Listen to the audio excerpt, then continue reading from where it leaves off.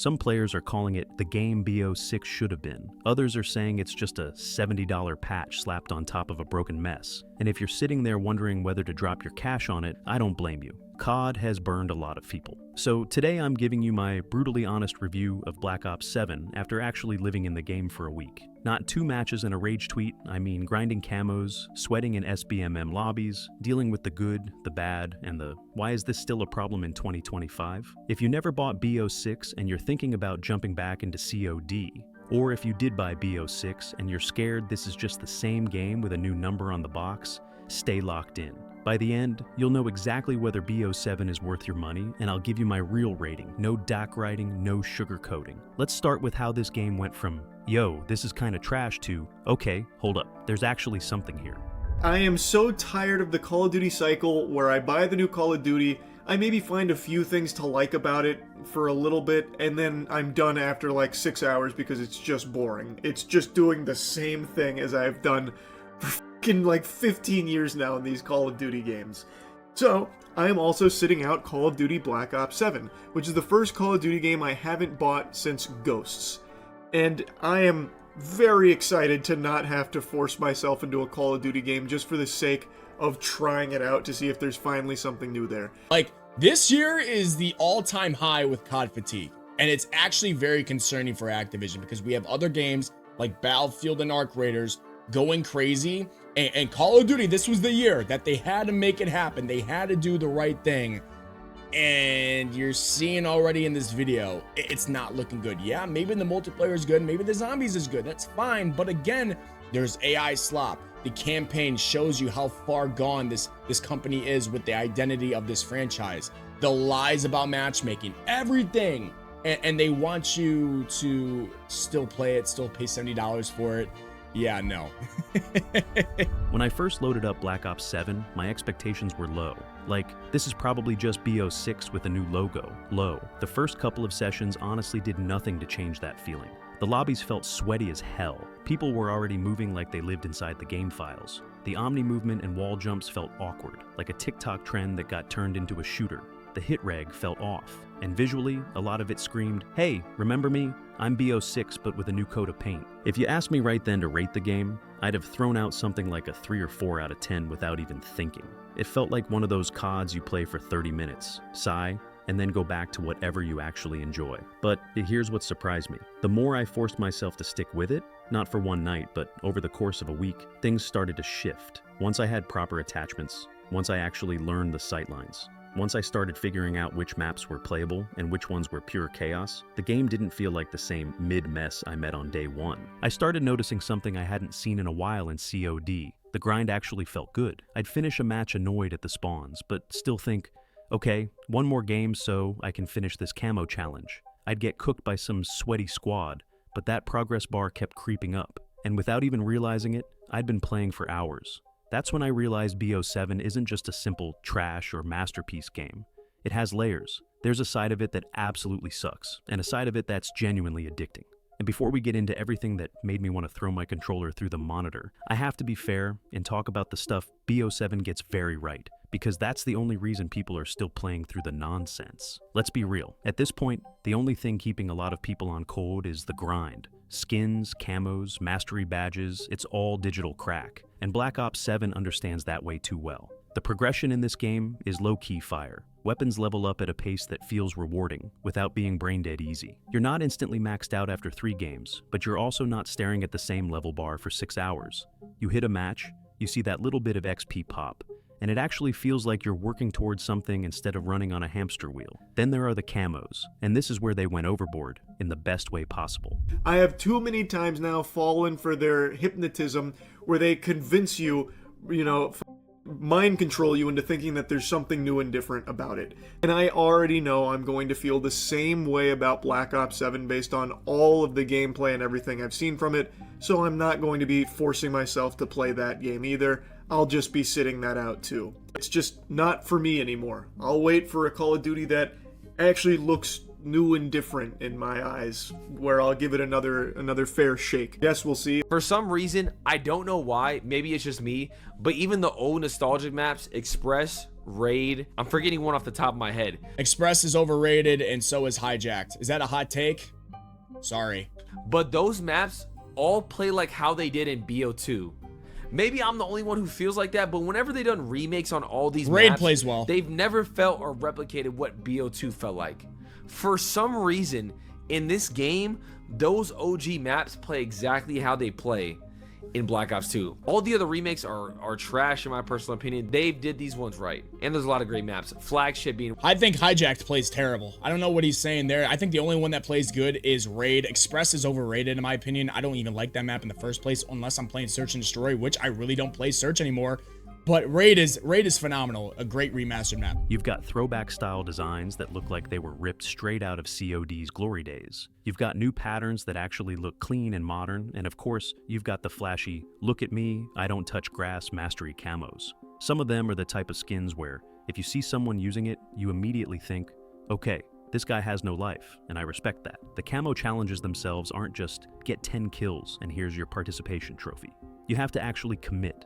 Headshots, specific attachments, certain playstyles, it asks you to change how you play, instead of just handing you rewards for existing. On top of that, the amount of content at launch is noticeably bigger than what we've gotten in some recent CODs. You've got a chunky lineup of weapons right away, a roster of operators that doesn't feel like they're drip-feeding you one every season, a pile of challenges, weapon trees, and progression goals that make it almost impossible to open the menu and not see something worth chasing. And yeah, people are already whispering, there's no way they didn't hold this stuff back from BO6 on purpose. I can't prove that, but let's be honest, when BO7 shows up this stacked and BO6 looks like it was starving the entire time, it doesn't exactly kill that theory. Still, if we ignore the business side for a second and focus on pure gameplay loop, BO7 nails the feeling of, alright, one more game. I'm so close to finishing this. You're grinding weapons, knocking out challenges, creeping closer to master camos, and that's what keeps you booting the game back up, even after it tilts you. But content and grind alone don't make a great COD. The game also has to feel right in your hands. And that's where BO7 starts to send mixed signals, especially when it comes to movement and how familiar everything feels. Let's talk about movement, because this is where a lot of people already decided they loved or hated BO7. When I first saw the wall jumps and omni movement nonsense, my first reaction was, here we go again, another COD trying to be a circus. It looked gimmicky as hell. People bouncing off walls, sliding, jumping, darting around corners like energy drink mascots. It felt like everything except boots on the ground gunfights. But after a week of actually using it, here's the annoying truth. It's kind of fun. Once you learn the timing, once your fingers stop fighting the controls, the movement in BO7 gives you this weird sense of freedom. You can hit some nasty outplays that simply weren't possible in older titles. You can bounce around a corner, break a line of sight, and absolutely fry someone who thought they had you pinned. When it works, it feels satisfying as hell. Is it gimmicky? Oh yeah, 100%. This is not some timeless, classic system people will be praising 10 years from now. It screams current era trend, and I highly doubt it survives into the next couple of CODs. But for this game, once you adapt, it does make gunfights more dynamic and gives skillful players ways to stand out. Then there's the aim assist nerf. This has been a massive whining topic. Aim assist is dead. Controller players are screwed. All that. In reality, nah. Aim assist was completely cracked before. Now it's toned down to where you actually have to aim. Wild concept, I know. At first, you definitely feel it. Shots you used to hit with your eyes half closed suddenly whiff. Tracking isn't as sticky. You miss kills you feel entitled to. But once you put some time in, it becomes very clear. It's not unplayable. It's just not the auto-lock laser beam it used to be. If anything, it's probably healthier for the game. So movement is crazy but kind of fun once you adapt. Aim assist is nerfed but not destroyed. Sounds good, right? Here's the problem. Underneath all of that, BO7 still feels suspiciously like BO6 with a different wrapper. The animations, the gun handling, the way your character leans into sprint, the way some menus look. It all has this heavy, I've seen this before vibe.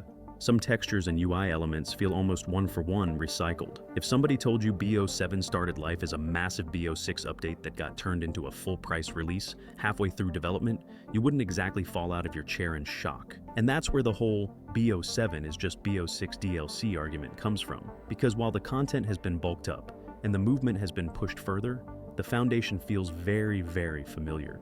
Sometimes that's not a bad thing. When two good games share DNA, nobody complains. But when your last game was widely seen as mid, selling a very similar experience again for full price, is a dangerous move, and if that DLC energy didn't hit you on movement and gun feel, it definitely starts to hit once you dive into the maps. Maps can make or break a TIAD, and Black Ops 7's map lineup is one of the most confusing parts of the whole package. On the surface, a lot of these maps look amazing. The art team clearly didn't slack off. You've got vibrant locations, detailed environments, incredible skyboxes, cool lighting, and little visual touches that make each area feel like a real place instead of a flat arena. Some of the Japanese-inspired settings, for example, are genuinely gorgeous, the kind of maps you want to screenshot just because they look that good. But here's the truth the code players care about. Looks don't win gunfights. Once you're actually in a lobby, getting shot in the back for the 12th time, the pretty neon lights and detailed rooftops don't matter anymore. What matters is how the map plays, and that's where BO7 stumbles. Hard. There are a few maps that are honestly bangers. Solid 3-lane structure, good sightline variety, flanking routes that make sense without turning the whole match into a spawn roulette. When those maps load up, you feel relieved. You know the match might actually come down to gun skill and positioning, instead of who abuses the weirdest angle. Then you have the mid-maps. These are the ones that look cool but fall apart. The second SBMM throws a sweat squad into the lobby. Power positions that are a little too strong. Sightlines that let people farm you from the same head glitch over and over. Weird corners that reward rats more than actual players. They're not unplayable, but they're exhausting, especially when you're trying to grind challenges and everyone is sweating like there's prize money on the line. And then there are the disaster maps, the ones that feel like they were designed in a lab specifically to ruin your mood. You know the type. You spawn, take 3 steps, die instantly from a guy holding a nasty angle you literally couldn't see. You push an objective, clear it out, and 5 seconds later, enemies spawn behind you inside the same building. You try to control one side of the map, and the game just flips the spawns for no reason, dumping the entire enemy team right on top of you. Classic map remakes don't even escape this. On paper, they should be safe bets. They were beloved for a reason. But once you pour BO7 spawn logic and SBMM into them, the flow completely changes. A map that used to feel tight and competitive suddenly becomes a chaotic mess where you're constantly rotating just to avoid getting shot from 10 directions at once. And that's the most frustrating part. So many of these maps are close to being great. You can see the potential. You can see what they were going for. But between sightline issues, spawn logic, and the way the game encourages aggressive, cracked movement, they end up feeling like beautiful arenas for pure chaos instead of well-designed battlegrounds. The crazy part? We're not even at the worst offenders yet, because a bad map is annoying, but you can back out of the lobby and queue again. What really starts to break BO7 is what happens on every map, in every mode, no matter what you play, the core systems under the hood. Alright, let's get into the part that makes people uninstall this game at 3 AM. Because no matter how good the grind is, no matter how clean the camos look, none of that matters if the core gameplay fights you every step of the way. And Black Ops 7 has some serious problems under the hood. Let's start with the spawns, because these are straight up disrespectful. I'm not exaggerating when I say, you will die in BO7 and literally spawn in front of the same guy 5 seconds later. Or you'll wipe a team, secure an area, hold a power position, and suddenly the game decides, hey, what if we spawn their entire squad directly behind you? It doesn't matter what mode you play. Hardpoint, domination, control, kill confirmed. The spawn logic acts like it took too many energy drinks and forgot what its job was. And the craziest part? COD has had decades to figure this out. Then there's the hit registration. Some matches, your bullets melt people instantly. Other matches, you aim right at someone, pull the trigger, and half your shots evaporate like you're firing ghost bullets. You know you hit them. The kill cam says you didn't. It's infuriating. Add in the server situation, and things get even worse. If you've got friends across different regions, somebody is always suffering. Someone's on 25 ping and vibing. Someone else is on 110 ping getting deleted before they even peak. Combine that with sketchy hit reg, and you have a recipe for pure tilt. And then we get to performance. On paper, BO7 should run better than BO6. But for some reason, this game chugs harder than the last few titles. People with monster PCs, GPUs that could power a small town, are getting random drops from 240 frames per second down to 160 for no reason. Console players get stutters, frame spikes, and weird freezes even in low-intensity moments. It doesn't matter how cracked your setup is. BO7 finds a way to make your hardware cry. When you bundle all of this together, the spawns, the hit reg, the servers, the frame dips, it creates this constant feeling that the game is fighting against you instead of rewarding smart play. And just when you think it can't get more chaotic, the meta and SBMM show up to finish the job.